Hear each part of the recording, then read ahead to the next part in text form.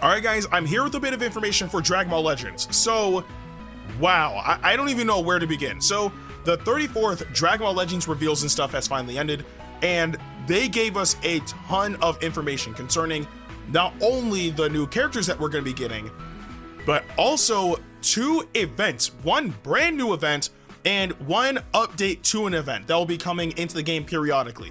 So we're actually going to be breaking everything down because all the information from this reveals and stuff is actually very, very important to cover. So the very first thing, and I can't believe I am actually saying this, GVG is finally coming to Dragon Ball Legends. This was a mode that was, talked about many years ago. This has been in the works for years, and now it's finally to the point where it's ready. So this mode will be releasing at around the end of the month, and pretty much the mode is focused around 30 of your guildmates versus another 30 from another guild, right? And from there you pretty much navigate through a map to get to the middle of the board to be able to capture the base, and whoever captures that base wins. Now, of course, when it comes down to fighting off against the enemy guild, you do need to kind of coordinate with your guild to all be on at a specific time to be able to actually participate. And not only that, GVG, from what they said, is about 5 days long, and you're able to participate once a day. So again, you can go in, fight the other guild, and if you win, then you win, right?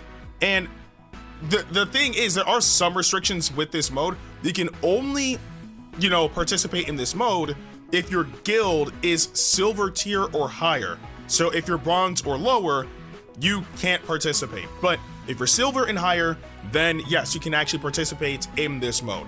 I don't know why they added that restriction, especially with how long they made people wait for this, but it is what it is, I guess. And also, the battle system kind of functions like the Tournament of Power, so I don't know how passive of a mode this is going to be. Like, it could be engaging, who knows, but at the very least know that it kind of functions like the Tournament of Power. But still, at the very least, GVG is finally coming to Dragon Ball Legends, and it will be here around the end of the month. So there's that. Now we get into something that I'm actually very interested in experiencing, and that is the brand new rating match mode. Now again, this is not going to take out regular rating match. This will be a periodic thing that comes into the game every now and then. So it's called Rating Match Proud, and long story short, it's just a best of 3 rating match mode. So let's say that you're up against an enemy, and you beat them, and your enemy's like, nah, I'm trying to run it back, right? So if you guys both accept, then you guys would have a round 2. And then let's say that you lose that time, right? Then you're like, no, I want to run that back too. Then you have a final round, and then whoever wins that final round would be the winner. Or of course, if you win one match, they want to run it back, you're down with it, and then you run it back again, and then you win again, then that's it, then you won. So yeah, the best of 3 rating match mode is actually pretty cool, but there is a twist, and that twist is you have to use all of your units in your team, all of them. So what's gonna make this vastly different from current rating match is, in this mode, it seems as if having dedicated bench units, apart from certain circumstances where the bench units are just super powerful, but in most cases, having just bench units for the sake of them being on the bench is not going to cut it. You're actually going to need a team of units that are not only powerful but also boost the team. So the example they show is GT, right? Because obviously they just got a massive boost from the last campaign, and in the first battle it's LF Kid Goku with Pan Trunks and Giru, and then Zenkai Super Saiyan 4 Gogeta for the first battle. And then in the second battle you have to use the remaining battle members, which were LF Super 17, Bullet and Vegeta GT, and then of course EX Trunks GT. And then in the final battle, if it does get to round 3, then you have to pick one member from the first team and then another member from the second team, and then the third member you can pick whoever you want from the remaining party members, and then that would be your team for round 3. So again, it's pretty much just mixing it up every single time. So you really want to be careful when it comes down to what teams you use in order to try to get victory. And also note that when you're in the midst, well, not in the midst of battle, probably, who knows, but for whatever reason, if you're in like round 1, right, you win and your opponent loses, and you want to run it back, but the loser decides they don't want to, then you straight up win, right? Or if you get to round 2, right, and let's say like, you know, you lose round 2, right, but one of you guys decides not to go to round 3, then the match is over. So yeah, it's interesting. It's interesting that they're adding like a best of 3 mode, and I'm all down for it, especially because usually with my videos, I usually do 3 matches anyway. So this is just right up my alley. And then moving on from that, we're getting a new Zenkai, and that Zenkai is none other than Perfect Form Cell, the red unit. This is going to be very, very interesting because this was, if I'm not mistaken, this is the cell that was the first revival unit. So knowing that he's getting a Zenkai makes a lot of sense. And not only that, he boosts Android and Red. So guess who gets to take advantage of that? LF Super 17. But we did get a few details on this unit as well. And those details say, when Cell is on standby, if the enemy activates Ultimate Awakening Arts or Rising Rush, get minus 30% to enemy Ultimate Awakening Arts power and minus 4 to own substitution count. Also, the opponent's draw speed will now be reduced by 1 level upon cover change. So again, just a few details on what this unit can do. But yeah, and again, if he's not good for whatever reason, then at the very least, he is still a bench unit for LF Super 17. So there's that. Now, with all of that out of the way, we can finally get into the new units. So we did get the confirmation that we're going to be getting a brand new sparking Android 16 and LF Super Vegeta. Finally, he gets an LF. Finally. But of course, I recorded my reaction. So check that out first, and then we'll break down what they can do. Let's get it. Let's see. Okay, Android 16. Yeah, it's just like the cryptic message was, oh. Okay, sparking Android 16. There we go. I was gonna cry if he was an EX unit, man. That just would not have been it. Throw him. Gone. Like, I'm so happy that Android 16 is at least getting a new unit, though. Like, it's over. Oh. What? Oh. Okay, that threw me off for a sec. I was like, wait, what? To destroy Goku. Yes! Final Flash Vegeta! Oh, man! Bro, oh, my goodness. Thank you. It's been far too long. It's been far too long. This should have been in LF. Wait. Wait, was that a projectile-based ult? Wait. Am I insane? Was that a projectile-based ult?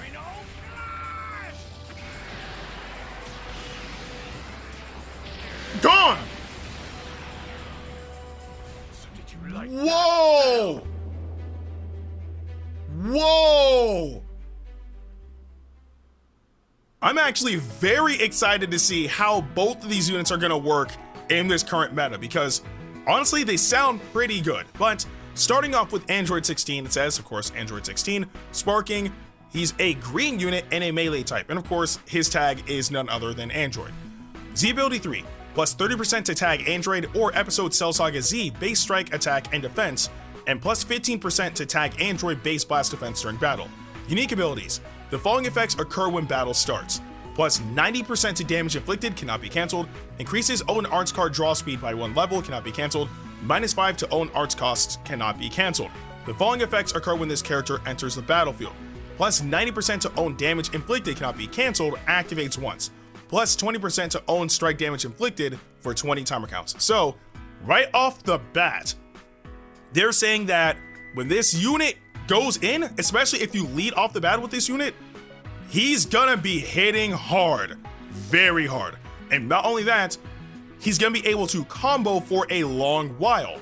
Like, again, he gets multiple damage buffs, and especially with him being a melee type, it's gonna help him out a lot, seeing that he gets that arts card draw speed, and the fact that his arts costs also get knocked down by 5 by default, right? So again, with him being a melee type, that means that his strike cost is gonna be 15. So he's gonna be able to keep combos going for a long while, which is pretty good. Now, moving on to special arts. Applies the following effects to self upon activation. Plus 20% to damage inflicted for 10 timer counts. Applies buff effect, nullifies enemies' special actions that activate when changing cover for 10 timer counts. Applies buff effect, nullifies enemies' destroy card effects for 10 timer counts. Increases Dragon Balls by 1, activates twice. That, again, it's just damage buffs on damage buffs. If you start off the battle with Android 16 and maybe get like a slight combo off first, and then you have a special skill, he's gonna be hitting like a truck. It's gonna hurt getting hit by this unit. And not only that, by popping the special skill, you increase your Dragon Balls by 1, which is always gonna be helpful. Your cards can't be destroyed for 10 timer counts, and you nullify cover change, which is fantastic.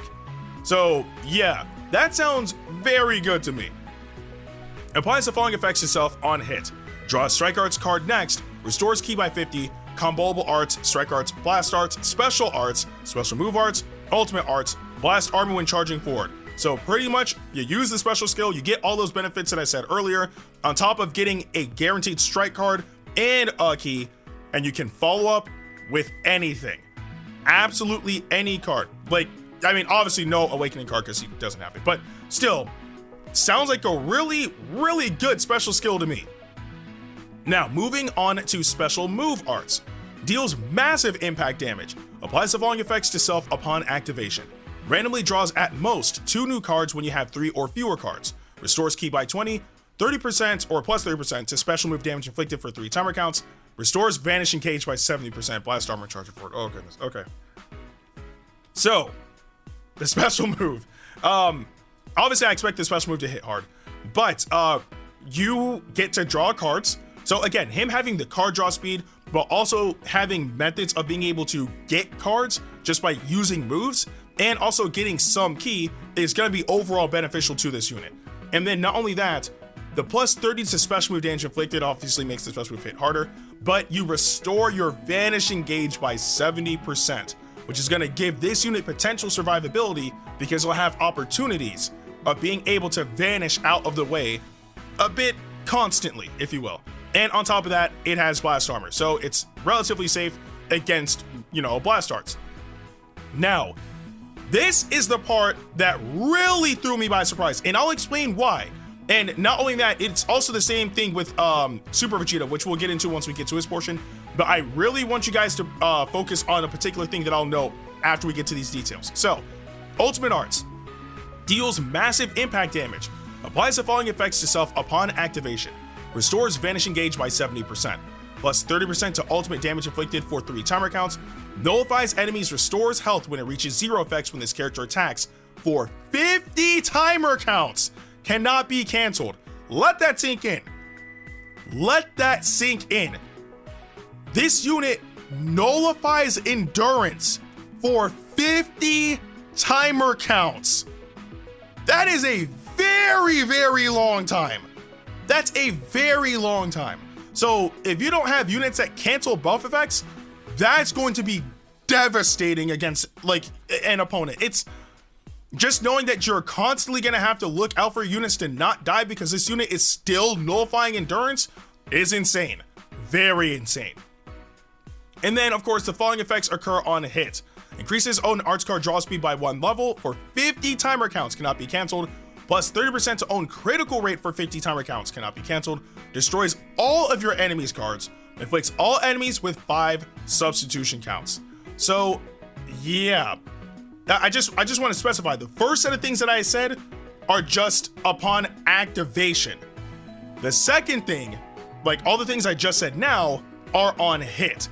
And if you land it, you get arts card draw speed, you raise your crit, you destroy all of your enemies' cards, and you also inflict them with 5 subcounts, so they can't swap out pretty much. Unbelievable. Oh, and that also leads to the thing that I wanted to talk to you guys about. This unit is the second unit in Dragon Ball Legends history to have a projectile-based ultimate attack. It has been years since we've had a unit with a projectile-based ultimate attack.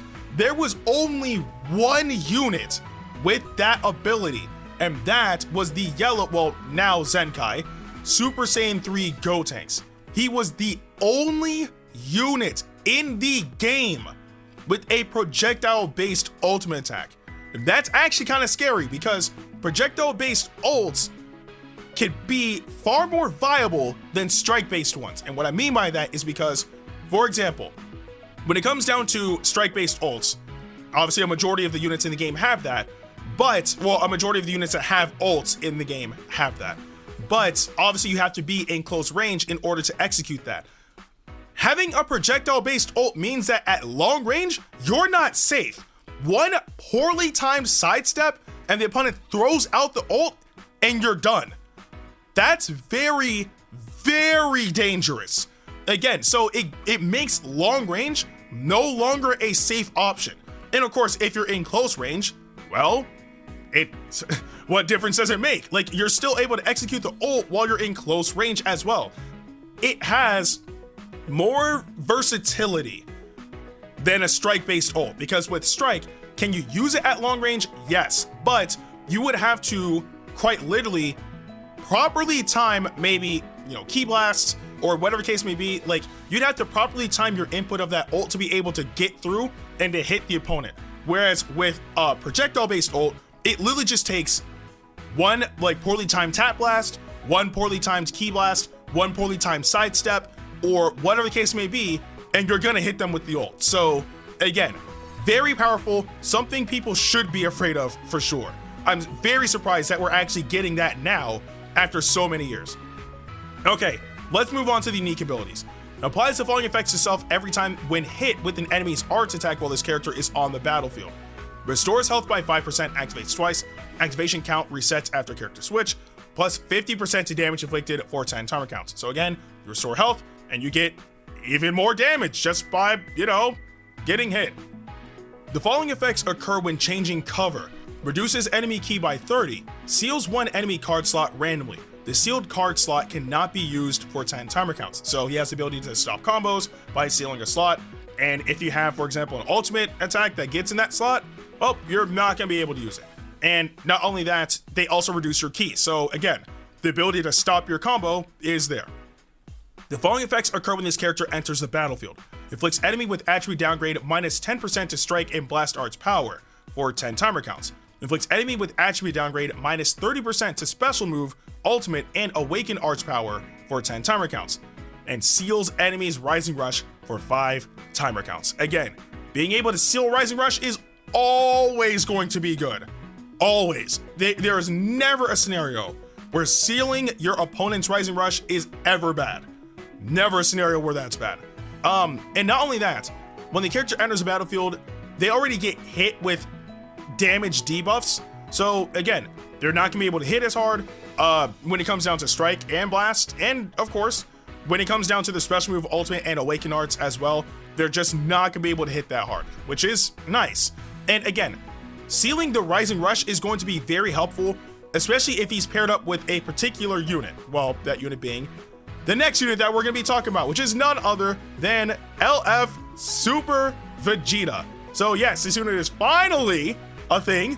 Obviously, his LF is Final Flash. I can't wait to use it, but we're gonna break him down hopefully quickly because we've been talking for a bit. Anyway, it shows Super Vegeta, Legends Limited Sparking. He's a red unit and a melee type, and his tags are Vegeta Clan, Saiyan, and Super Saiyan. Z ability 3, plus 30% to tag Vegeta Clan, Episode Cell Saga Z, or tag Saiyan, base strike attack and defense, and plus 15% to tag Vegeta Clan, base blast defense during battle. Limited Z ability 3, increases the following stats of allies when this character is a battle member, plus 7% to base strike attack and defense, plus 7% to base blast attack and defense. So again, that's those abilities. Unique abilities. Rapidly charges own unique gauge while this character is on the battlefield. The following effects occur once unique gauge is full. Restores own vanishing gauge by 100%. Activates 3 times. Oh boy. We have one of those unique gauges again. That's literally Super Saiyan Blue Kaioken Goku all over again. But hey, it is what it is. Nullifies own unfavorable element factors for 15 timer counts, cannot be cancelled. Applies buff effect. Nullifies enemies' special actions that activate when changing cover to self for 10 timer counts. Cancels own attribute downgrades and abnormal conditions. Nullifies own attribute downgrades and abnormal conditions for 10 timer counts. So, pretty powerful unique gauge.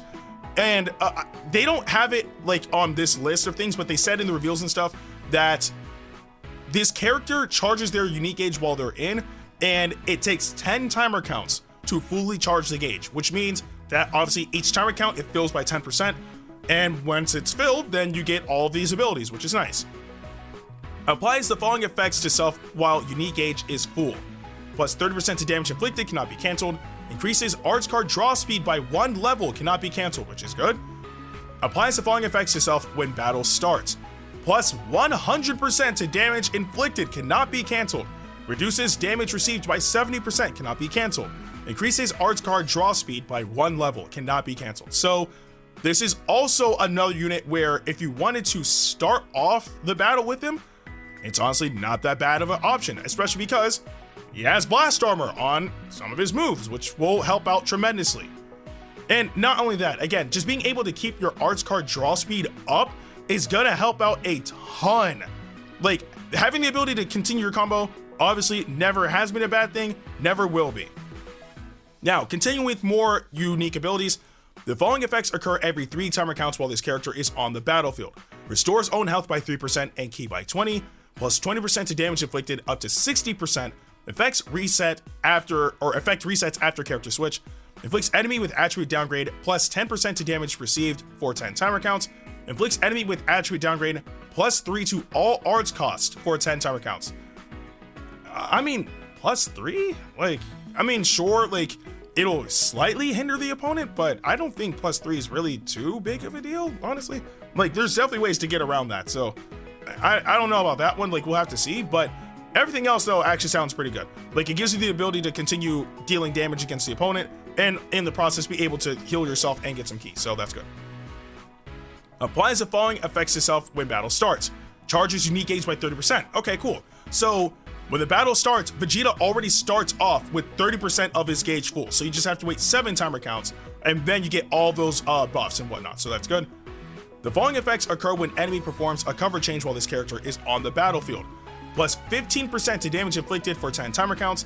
Shortens ally substitution count by 2, activates 5 times. Reduces enemy ki by 20. Inflicts all enemies with attribute downgrade minus 10% to strike and blast arts power for 10 timer counts. Inflicts all enemies with attribute downgrade minus 30% to special move, ultimate, and awaken arts power for 10 timer counts.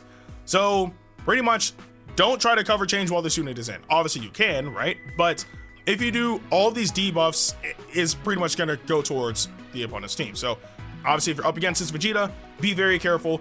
Unless you have like a super powerful unit to counter him, then I guess it really doesn't matter. Now, even more unique abilities. The following effects occur when once unique gauge is full. Seals enemy's special move, ultimate, and awakened arts. The sealed arts cannot be used for 5 timer counts. Seals enemies rising rush for 5 timer counts. Seals all enemies main abilities for 5 timer counts. Now, I did say with Android 16 that it's actually important that he has the ability to seal rising rush, especially if he's paired up with this Super Vegeta, and that's because this Super Vegeta is also capable of sealing rising rush. So let's say that you're in a really bad predicament, Vegeta's in, but his unique gauge fills up. Well, when his unique gauge fills up, you seal your opponent's rising rush for 5 timer counts. So maybe on like count 4, you decide to throw in Android 16, and in doing so, you seal the opponent's rising rush for another 5 timer counts. So again, pairing those two up to keep the opponent from using rising rush is going to be a very powerful tactic, because again, the strongest ability in the game, bar none, is rising rush. So being able to keep that at the wayside, you know, so the opponent can't try to use that against you, is going to help. And then of course, being able to seal their main, their all that stuff, it's just overall powerful. Resets own unique gauge to 0, and the following effects occur when this character is switched to standby. Restores own health by 10%, restores ally ki by 20, plus 20% to damage inflicted by allies for 15 timer counts. So he heals himself, he restores ki, and he buffs the team. No issues with that whatsoever. Applies the following effects to self if unique gauge had been full.